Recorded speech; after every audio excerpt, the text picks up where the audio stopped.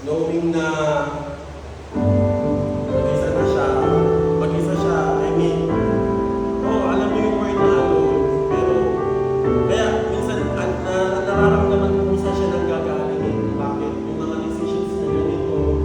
Kasi naka-base yun sa mga fears and traumas niya sa the past. But then she remained. She prevailed na naging matibay, na ang daming nanakit sa'yo. Pero you're still smiling.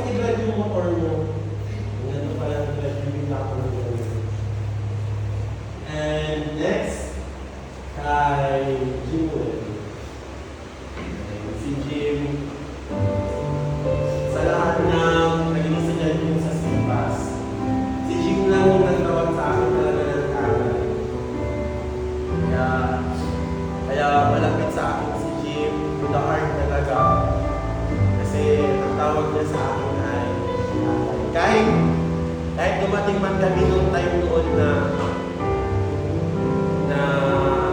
nagkatampuhan kami,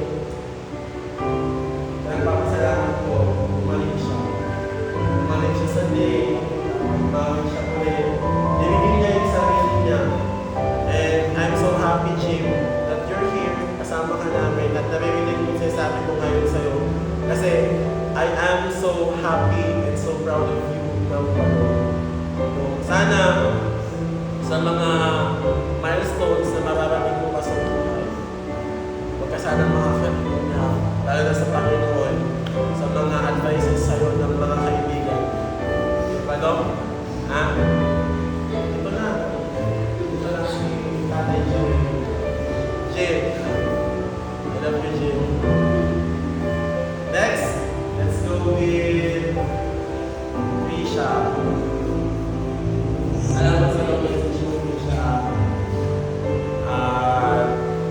hindi ko makakalimutan yung naging stick yung flag mo. Para ako po tayo. Hindi ko makakalimutan yung tawag lang ito. Nalaman ko si Jasit na nagising si Sir Pichi tuloy dahil sa nalaglag ng flag. Pero si Krisha napaka-naive, soft-spoken, silent type of person. Pero she's loving and kind. Hindi niya mamimiss ko kay Krisha. Dahil nasa The Harmonics, dedication din niya. Kaya pag-alis din niya sa school na ako kayo mga kanino. Pag may consent sa labas, makikonsent pa din kayo. Okay? Yan ang pinanin. Okay, kay Mary Joy, Duda. Dude! Hindi kami ganun ka-close, si Mary Joy, Duda. Pero alam mo, bago nag-end yung taon, ngayong tong taon na to, naging close tayo sa motor. Numumuna tayo ng McDo. Kasama natin na Jason. Na joker ka din pa, masaya pa sa akin. Salamat sa dedication mo natin sa The Harmonics, sa commitment mo, sa pagkanta at pag-serve sa Panginoon.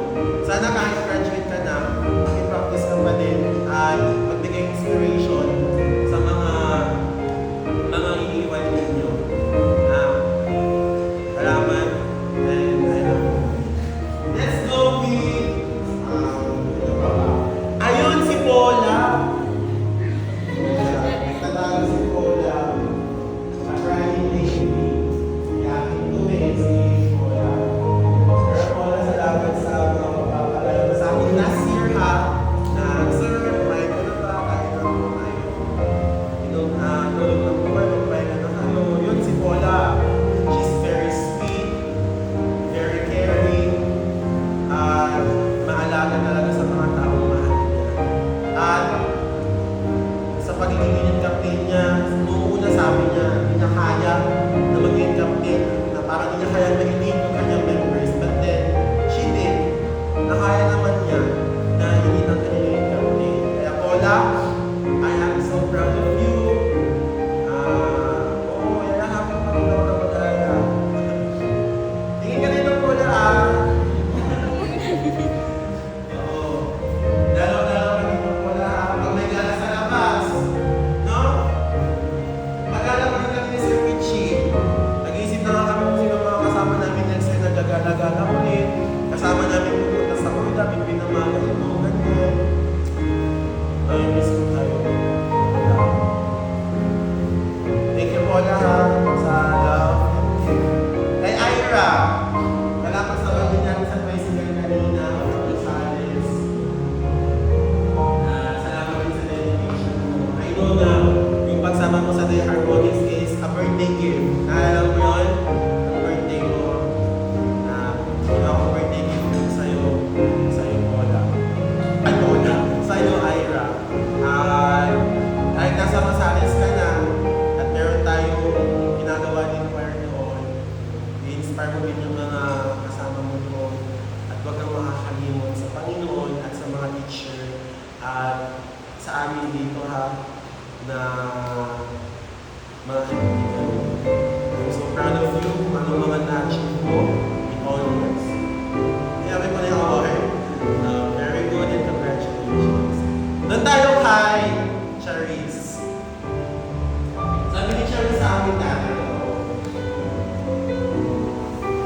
liit na nung na-realize ko na ang laki ng potential ni Charis. Yes. Natutuwa lang si Charis yung staff na hindi ko na sana na papasok na staff. Kaso ang dami na nila ba? Ang laki ng potential mo ha. Nung nakita ko kayo ni Angel, tsaka ikaw, kompleto na yung staff. Sabi ko, hindi kita masyadong napansin nung last year. At ngayon talagang nag-boom ka, talaga ng camping, na kahit hindi mo na kaya talaga, pinakita mong pipilitin mo just for the sake of your unit, na kahit yung nalusugan mo na ang pagkakataon, just for the sake of your unit, ay gagawin mo pa din. Yun yung gusto mong klase ng leadership, na ang lahat sana yung magkaroon, na kaya yung sakripisyo yung sarili, just for his or her members. Thank you, Charis, sa efforts at dedication mo sa Matarahi. Ramdam na ramdam ko yun kung gaano ka ka-dedicated at committed sa Royal Dragon. At ganun din sa Dear Harmonics. Thank you so much and I'm so proud of you. Let's go with the best idol. Diretso best idol ko eh. Talagang hindi siya natulog mula nung unang araw hanggang ngayon. Hindi siya natulog. Ashley Pinel, di mo man karaniwang naririnig mo sa akin. Pero, proud ako sa iyo na. Sa lahat ng pinagmamalaki ko, isa ka doon sa pinagmamalaki ko na kasi yung magiging best minor mo rin nung leadership camp, nung buong Mataraki na mag-firing, camping, ay talagang given, pinag-effortan mo. Kaya congratulations sa leadership, yung pagiging competitive mo, yung pagiging seryoso mo sa responsibilities mo, at pagiging totoo mo at loyal sa naibigay na position mo as editor. I am so proud of you and love na love din kita. So, yun, sino pa? Wala na mga graduates? Graduates. Okay, let's move with Lian Archua. Maybe, nagtatanong kayo lahat, pero natanong ninyo na bakit siya nakabalik? Alam niyo, inaantay ko na pupuntahin niyo ako na ba't niyo binalik si Lian, sir? Bakit niyo pa rin siya binigyan ng second chance? Bakit niyo pa din pinagkaroon ng panibagong pag-asa si Lian? I'm not asking you to understand. I'm not soliciting your understanding dun sa part na yun. But then, ito kasi yung nangyari. Nakwento ko lang kay Jasin at saka kay Jason na gabi. Kasi maybe siguro you're asking na wala talaga si Sir, hindi na matitay si Lian. Wala talaga si Sir, hindi na kayang hindihan si Lian. Pero ito kasi yun. I don't want to end the year of Lian na he is destroying them and wala. Kasi like everybody declined him. His lolo, his parents, everybody. Kahit nga lahat tayo, diba? Diba? Lahat tayo. When I ask you to vote, kung gusto niya ba siya matanggal, and then some of you voted. And then, lumabas ka. Doon kayo, sinisira niyo yung ano. Yeah. Everybody voted. At ito yung reason ko na binalik ko siya so that he may have a nice start in NLAC as a NLAC, TCAS, but finally member. Hindi na siya Mataraki. Kung pag nasa NLAC na siya, isa na siyang TCAS. Doon na babagay yung varsity mo.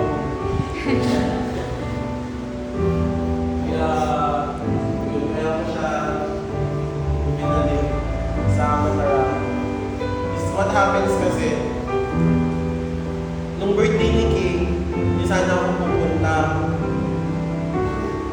But then kasi, may ginagawa kami ni Jacid na project niya.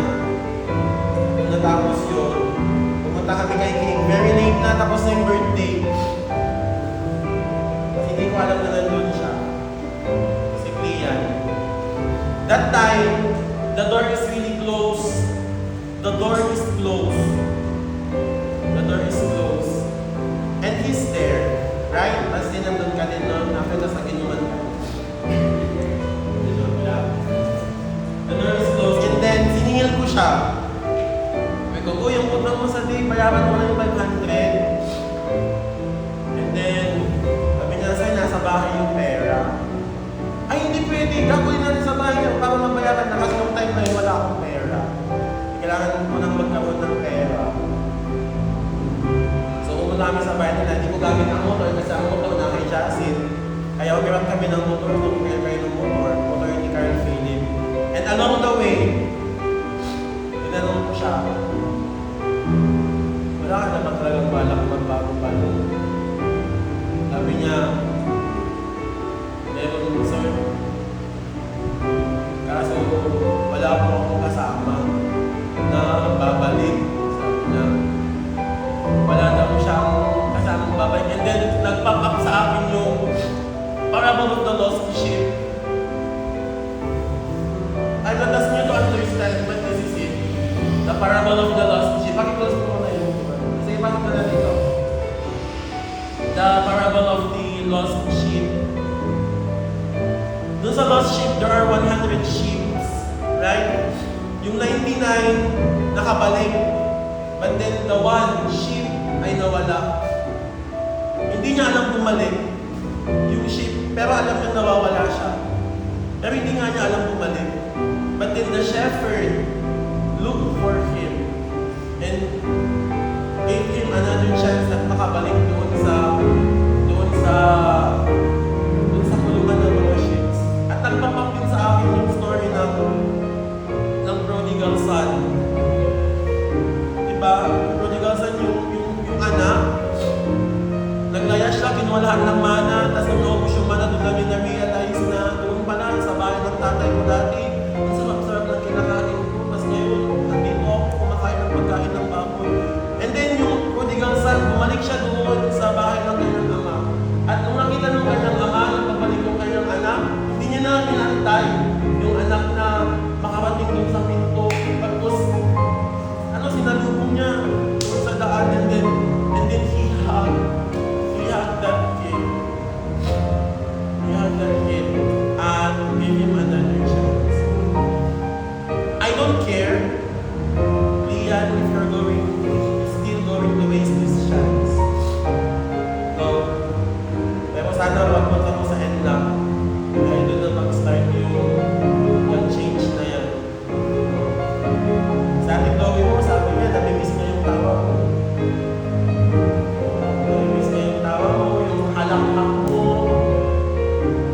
Yung kumakanta pa kayong dalawa. May mga times talaga na malungkot-lungkot lang na may mga taong nawawala. Pero may mga tao rin naman pumapalit. Nandito din sana si Howard eh. Kaso nagtatapos ko. Sir Kichi kasi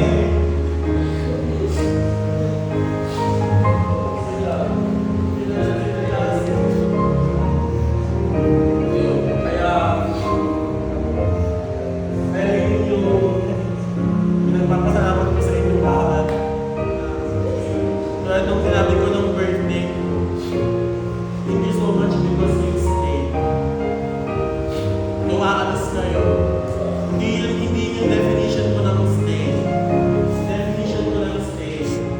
Na kahit umalis na kayo, at nag-graduate na kayo, nandyan pa rin kayo na magpaparoon tayo. Kaya, Lord, thank you for the opportunity. Malo, you really are a blessing in disguise. Kasi I'm praying to God na, Lord, sabi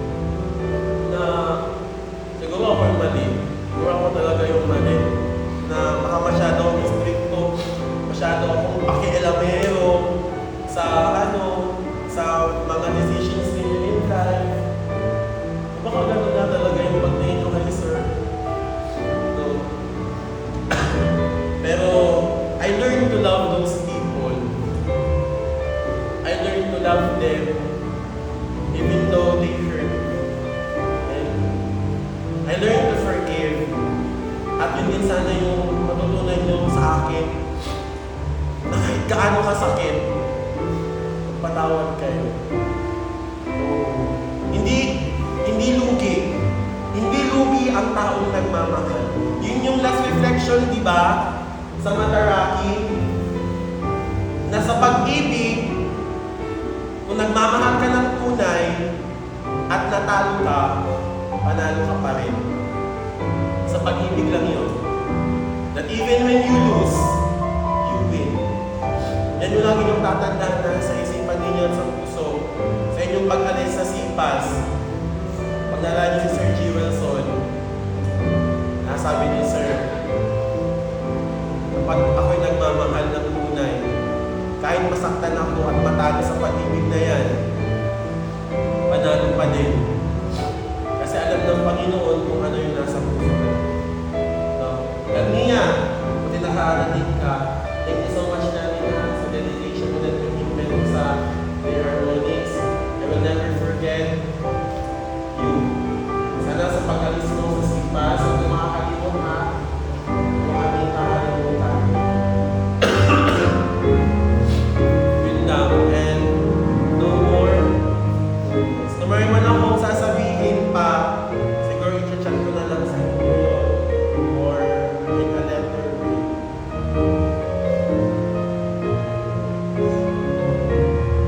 Ayan, sabihin ko siya. Wala na sasabihin. At bago ko pala i-end, isa pala na patunayan ko sa iyo, Lian, sa lahat ng kasinungalingan niyo. Isa lang alam ko yung pagmamahal. I know it's sincere. I can read that. I know na you lied a million times. Pero hindi mo pagsisinungaling yung love ko. Nababasa ko sa inyo na. Thank you so much, Royal Platoon and the Harmonics. I will miss you. Oh, iyak pa kayo sa graduation.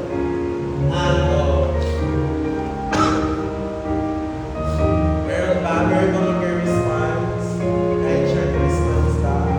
Kayo may message din kayo. Si Jasin daw may message daw si Jasin. May message kayo? Oo, it is, alam nyo, the best way to say your message is in front of people. Kasi ang sarap na ipinaparinig mo yung sinasabi mo sa isang tao na naririnig ng iba because you are proud. Proud kang iparinig.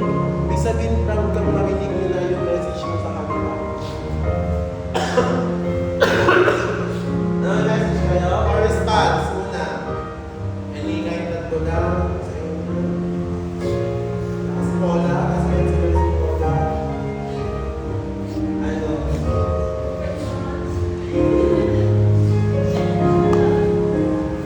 Wala na. O kung wala, pwedeng tumayo tayo lahat. Kasi sometimes, hindi naman lang sa message na kukuha yan eh. Sometimes the best message is a hug.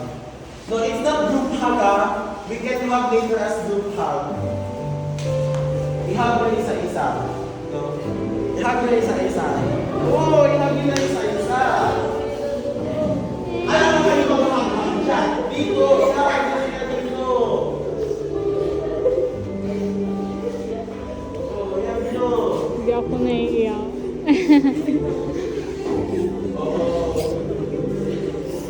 Wait lang yung cellphone ko. If you want to say sorry, then you say sorry.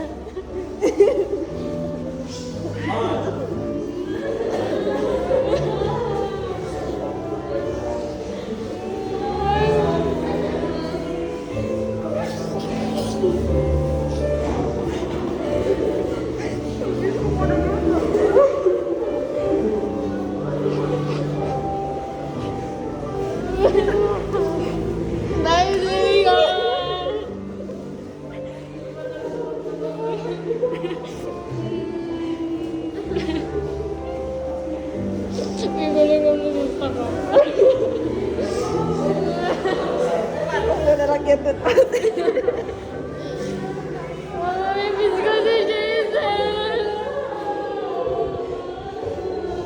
Mamimiss ko!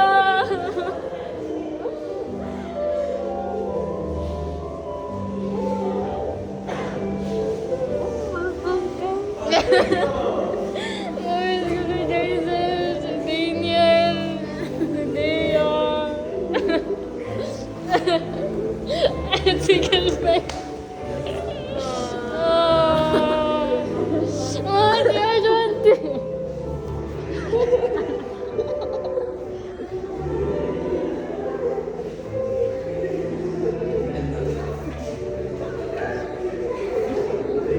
Miss kita no. Wala na sa nag-acting.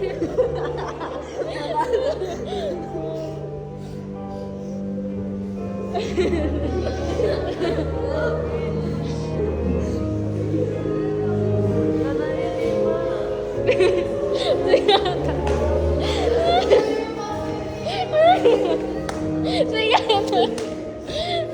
Uy, parang iiwan ako. Ay, ay.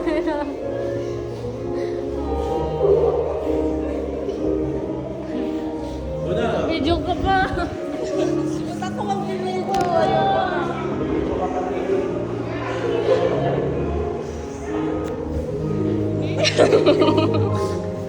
ay na.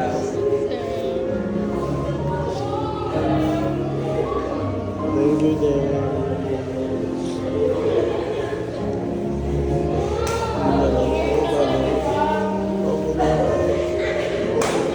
Ang masaya doon dito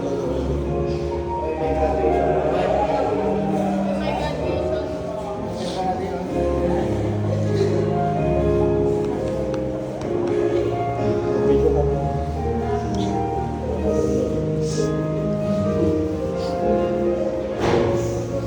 dapat i-hug nyo lahat. Walang medal yung hindi i-hug lahat.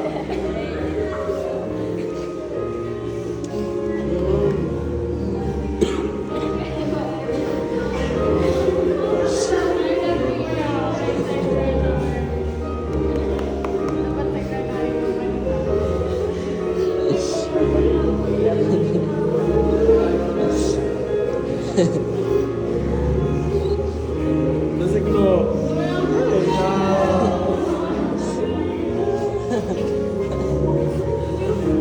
Ang pangit niyo yan.